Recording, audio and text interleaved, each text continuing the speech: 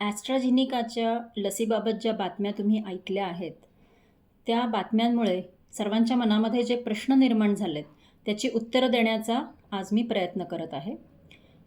सगळ्यांच्या मनात हा प्रश्न आहे, की ॲस्ट्राझेनिकाची लस म्हणजे आपली कोविशिल्डची लस. मग आपण कोविशिल्डची लस घेतली आहे. आपण कुणी 2 डोस घेतलेत, कुणी 3 डोस घेतलेत आणि त्यामुळं सगळ्यांना असं वाटतंय, की आता आपल्याला या TTS या आजाराचा धोका आहे का? तर सर्वात प्रथम हे लक्षात ठेवा, की हा जो TTS आजार आहे, हा प्रत्येकाला होत नाही. ज्याच्या शरीरामध्ये इम्युनिटी डिसरेग्युलेशन होतं, इम्युनिटी योग्य प्रकारे काम करत नाही, त्यांच्या इम्युनिटीच्या रिॲक्शनमुळे हा त्रास होतो. त्यामुळं आपल्याला सर्वांना या आजाराबाबत घाबरायची गरज नाही आहे.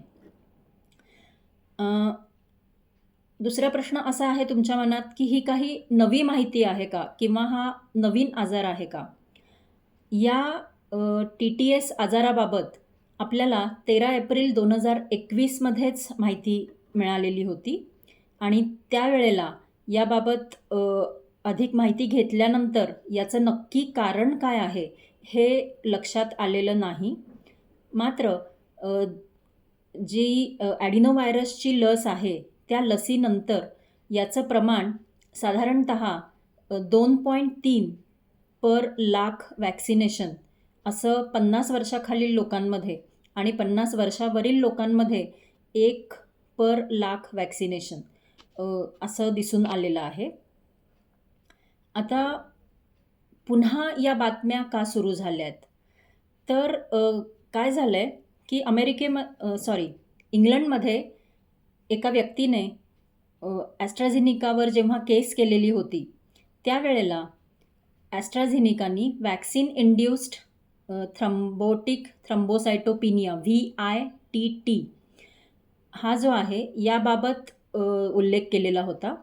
पण यावेळी प्रथम त्यांनी TTS म्हणजे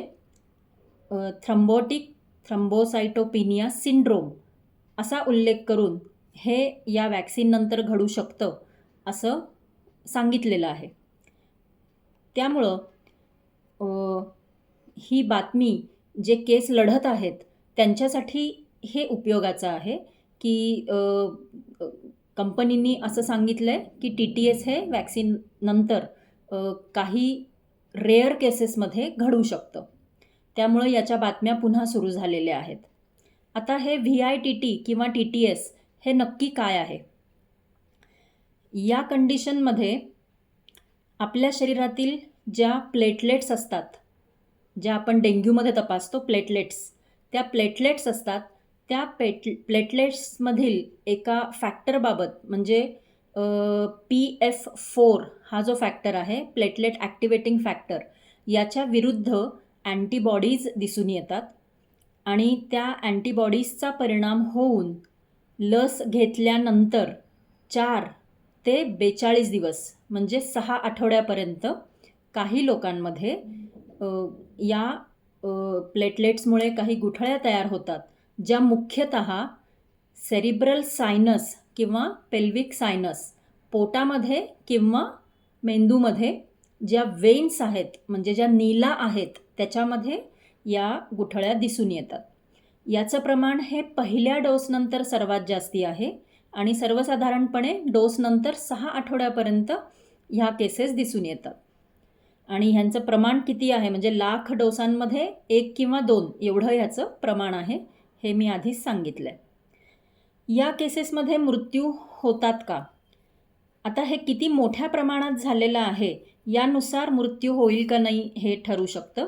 आणि दुसरी महत्त्वाची गोष्ट म्हणजे जर वेळेमध्ये हा त्रास लक्षात आला, की हे थ्रोम्बोसिस व्हायला लागलं आहे, तर अशा वेळेला ह्याच्यावर उपाय उपलब्ध आहे. काही तपासण्या करून जर हा आजार असेल तर त्यासाठी हिपॅरिन नसलेलं थ्रॉम्बस विरघळणारं औषध आपल्याला घ्यायला लागतं आणि त्यामुळं ही गुठळी विरघळू शकते. पुढचा प्रश्न असा तुम्हाला वाटू शकतो, की ह्या आजाराची लक्षणं काय आहेत? हे मी तुम्हाला अमेरिकन हेमॅटोलॉजी सोसायटीमध्ये त्यांनी जी आजाराची लक्षणं दिली आहेत ती तुम्हाला वाचून दाखवते, की कधी आपण शंका घ्यायची. लस घेतल्यानंतर 4 ते 42 दिवसांमध्ये पुढीलपैकी काही लक्षणं जर आढळून आली तर आपण ह्याची शंका घेऊ शकतो. लक्षणं कोणती आहेत? पहिलं आहे सिव्हिअर हेडेक म्हणजे अत्याधिक डोकं दुखणं. दुसरं आहे व्हिज्युअल चेंजेस म्हणजे दिसण्यामध्ये फरक होणं. तिसरं आहे ॲबडॉमिनल पेन, पोटामध्ये दुखणं. चौथं आहे नॉशिया वॉमिटिंग म्हणजे उलटी वगैरे होऊ शकते दुखण्यासोबत, किंवा कधी बॅक पेन होऊ शकतं, पाठीमध्ये दुखू शकतं, कधी श्वास घ्यायला त्रास होऊ शकतो. काही लोकांमध्ये लेग पेन किंवा स्वेलिंग तिथल्या वेन्समध्ये जर गुठळ्या झाल्या तर त्यामुळे दिसू शकतात. आणि प्लेटलेट्स कमी झाल्यामुळे अंगावर लगेच ब्रुइसिंग म्हणजे थोडा धक्का लागला तरी हे होणं, किंवा पिटेकी बारीक बारीक अशा डेंग्यूमध्ये जशा दिसतात बारीक लाल पुरळ उठते तशा पद्धतीची पुरळ ही प्लेटलेट कमी झाल्यामुळं झालेली दिसू शकते. तर याची ही अगदी स्पेसिफिक लक्षणं आहेत. आणि हा आजार जर आपल्याला ओळखायचा असेल तर त्यासाठी कुठली तपासणी केली जाते? तपासणी मी जसं सांगितलं की PF4 याच्याबाबत अँटीबॉडीज उपलब्ध असल्यामुळे त्या PF4च्या अँटीबॉडीज जर एलायझानी तपासल्या तर ह्या आजाराचं निदान नक्की होतं.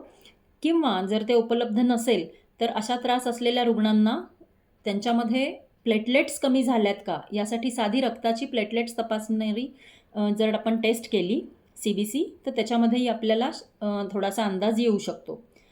आणि VITT किंवा TTS झालं आहे हे कधी म्हणायचं? पहिली गोष्ट, लस घेतल्यानंतर फक्त 4 ते 42 दिवसानंतर असेल या लक्षणांची सुरुवात. तर मुख्यतः जी गुठळी होते ती एखाद्या वेनमध्ये होते किंवा कधीकधी आर्टेरियल होऊ शकते, जे शक्यतो सेरिब्रल म्हणजे डोक्यामध्ये किंवा पोटामधले असतात. त्यानंतर प्लेटलेट्स ह्या साधारण 1.5 लाखापेक्षा कमी आलेल्या असतात. त्यानंतर सगळ्यात महत्त्वाचं पॉझिटिव्ह PF4 टेस्ट असायला पाहिजे. आणि जर ते नाही जमलं तर डिडायमरची टेस्ट जर केली तर या रुग्णांमध्ये 4 पट अधिक वाढलेली दिसू शकते. तर मला असं वाटतं की आपण सगळ्यांनी लस घेऊन साधारण 2 ते 2.5 वर्ष 3 वर्ष ही झालेली आहेत. त्यामुळं आता ह्या आजाराची भीती आपण बाळगण्याची गरज नाही आहे.